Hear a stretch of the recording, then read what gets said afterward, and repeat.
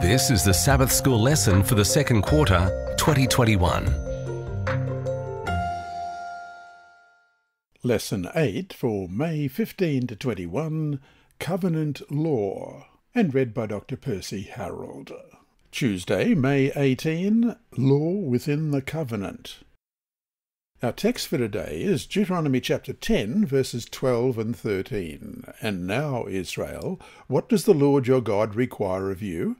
But to fear the Lord your God, to walk in his ways, and to love him, to serve the Lord your God with all your heart and with all your soul, and to keep the commandments of the Lord and his statutes, which I command you today, for your good. What are your first thoughts when you think of law?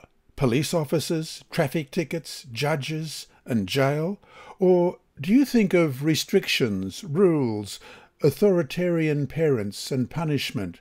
Or perhaps do you think of order, harmony, stability, or maybe even love?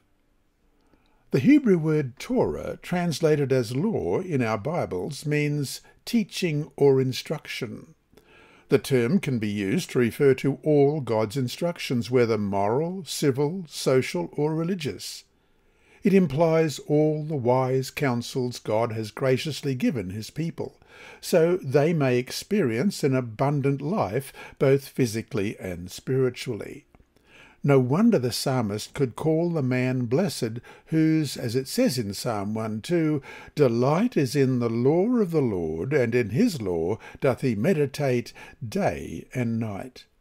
As we read the law, or Torah, the instructions and teachings recorded in the book of Moses that became a part of Israel's covenant, we are impressed with the wide range of instruction. The law touches upon every part of Israel's lifestyle: agriculture, civil government, social relationships, and worship. Why do you suppose God provided so much instruction for Israel?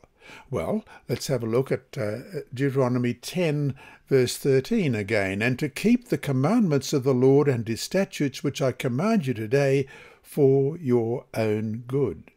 In what ways were these instructions for their good? The work of the law within the covenant was to provide guidelines to the new life of the human covenant partner. The law introduces the member of the covenant to the will of God, whom one comes to know in the fullest sense through obedience by faith to his commandments and other expressions of his will. The part played by the law within the living reality of the covenant relationship shows that Israel could not follow the ways of other nations. They could not live by natural law, human needs, desires, or even social, political, and economic necessities alone. They could continue as God's holy nation, priestly kingdom, and special treasure only through uncompromising obedience to the revealed will of the covenant-making God in all areas of life. And so to finish today, like ancient Israel, Seventh-day Adventists have received a wide range of counsels pertaining to every phase of Christian living through a modern manifestation of the prophetic gift. Why should we view these counsels as a gift from God rather than a detriment to independent thought and action? At the same time, what dangers do we face of turning that gift into something legalistic, as the Israelites did with their gifts? And we're going to finish with Romans 9:32.